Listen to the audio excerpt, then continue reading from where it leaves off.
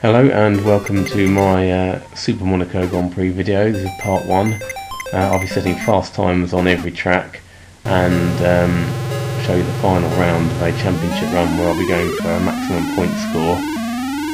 So starting with Brazil here, you just saw me set up the car. I went for Type 1 wing, which is the higher grip option, better around the corners where slightly slower down the straight. I use that almost everywhere. It's only England and Italy where I use Type 2 wing. The rest of the setup is the same on every track. I use the soft tyres, which degrade more quickly but give you a lot better grip, which is a lot better for a fast lap. And the Ferenz engine, which of the 4 engines is the fastest at top speed but the slowest at accelerating, but you spend most of your time at top speed, to be honest, anyway. And then the manual gears, which is a lot quicker. So here we are on the fast lap. It's often a good idea to use the curb and the grass as you see me going over, because it saves you having to slow down, to be honest.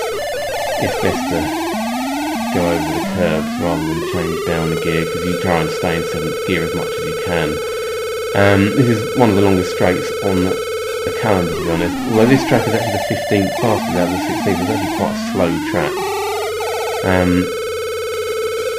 It's also the longest track, and this time you're about to see is 39.93 seconds. It is actually 300 of a second slower than the record I set on my Game Gear, 39.90.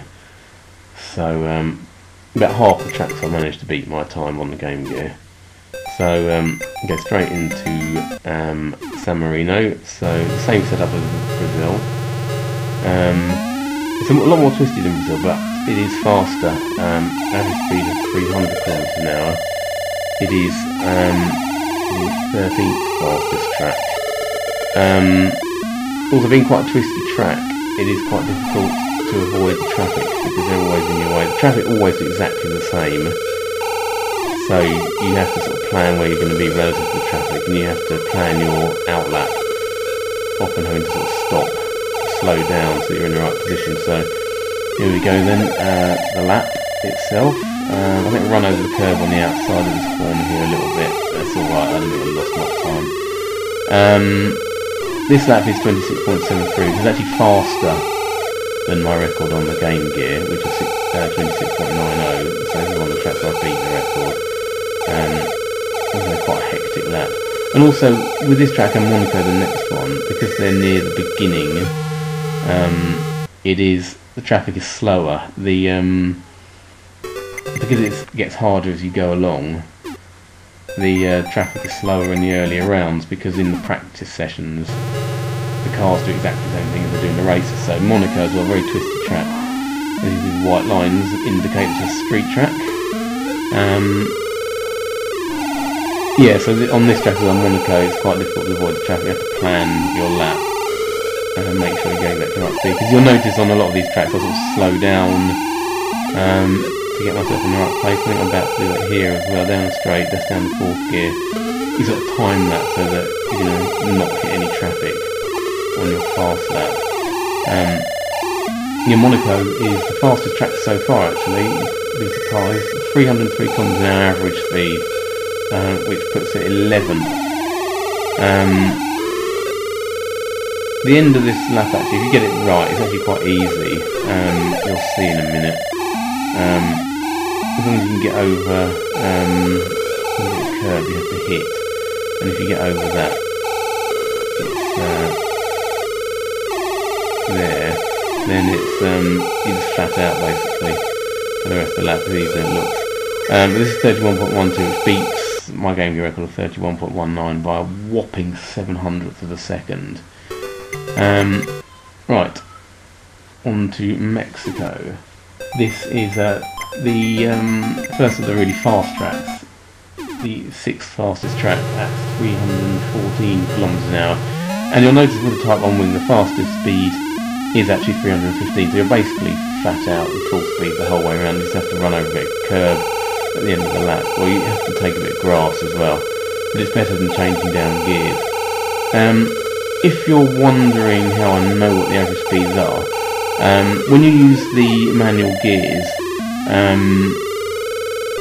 there's no such thing as acceleration brake. The car automatically accelerates the top speed in each gear, and then when you change up a gear, it will then accelerate the top speed in that gear. So you can just stay in a single gear. A slight mistake there actually. I lost a tiny bit of time, but to be honest, there are loads of laps where I didn't make that mistake and set a slower time. The game's probably slightly inconsistent in the lap times. 25.42. I've done 25.43 on the Game Gear, so it's just 100th quicker. But as I was saying, you can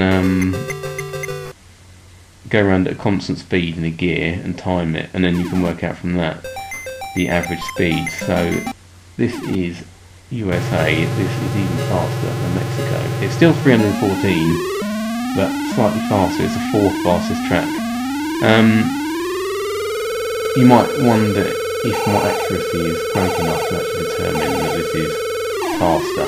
To be honest, it is, because when I measure the length of the track by running around at a constant speed, I do it at various different speeds, and then work out the average speed of the record, or what it would be compared against each constant speed lap.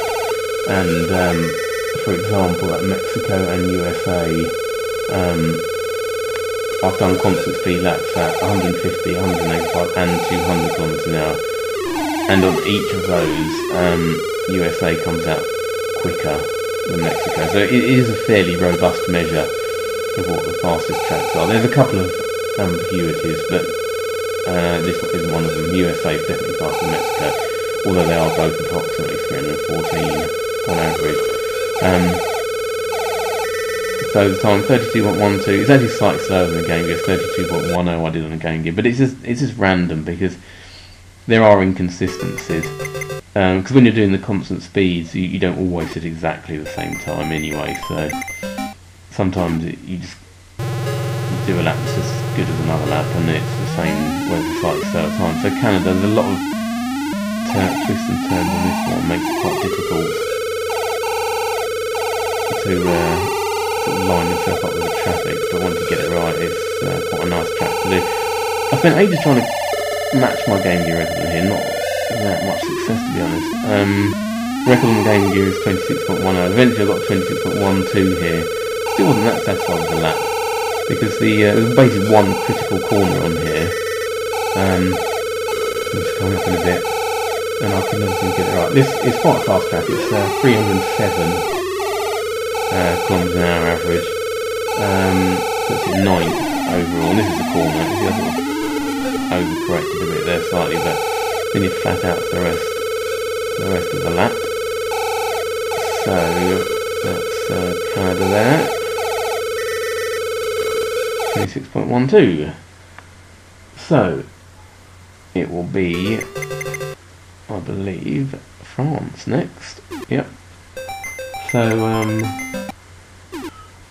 this one I managed to beat my record from the Game Gear by 0.05 seconds. The lap you're about to see is 31.25 compared to 31.3. This is one of the ones I found hard to win in the olden days when I used to use the automatic gears, which is a lot slower anyway. This is a bit of an outlier in terms of difficulty. You can sort of win all the ones surrounding it quite easily, but this one I always found a bit difficult. But it's fairly easy to win on the manual gears when you know what you're doing.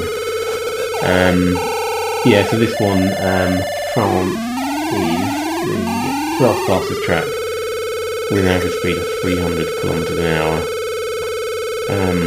If I run to the fast lap now, you flat out, you're flat out for most of the lap anyway.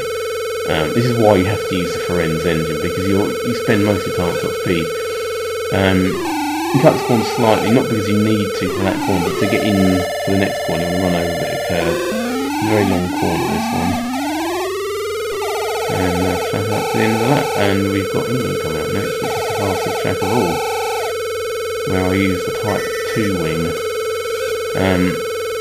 It is a bad compromise Type 2 wing, but I like to use it on Silverstone because it is faster. Because the average speed is actually 318 kilometers an hour, which you can't even do with the Type wing, so it's definitely faster to use the Type 2 wing here. It's one of the few tracks where you don't have to back off on the first lap as well. To avoid the traffic, you can just take it flat out. So yeah, this is it then. It's 23.05 my record, which is equal on the Game Gear and what I did on here. I've done several laps of 23.05, never managed to go any faster. On the lap there is a slight run over the curve I didn't need to do. And although there may have been some time lost, I've done other laps where I haven't and not set any faster time. So it's turn 2, which you'll see here. You can get away without taking any curve at all, but I've done it and you don't set a faster time. So that's just what happens really. And you have to take a bit of curve on some of the corners because the track's not wide enough. So 23.05 coming up. 318 km an hour. It is faster than Italy, which is also 318, because I compared them on 6 different speeds doing constant laps, and on 5 of them England is significantly faster. On one of them it's ambiguous, but overall it's definitely the faster track. So Germany, fairly faster. Well, I've got it on my list as the 8th fastest track, but it is slightly ambiguous because it's very close to 7th of Australia. It's difficult to really split them, but I've written it down as 8. 308 kilometres an hour. The lap you're about to see is 29.72 seconds. The record I set on the Game Gear is 29.6 seconds. There's actually 500th of a second out. That's actually the second biggest deficit that you'll see. Not 500th of a second. That's alright, 500 seconds not too bad, is it really, when you think about it. The other one, Australia, the biggest gap is actually 0.19 of a second, which is horrific, but I'll talk about that later. So here we are on the fast lap. You're in 7th gear for virtually the whole lap on here, as you are on most tracks. It's only the bit at the end where you have to change down. Coming up shortly.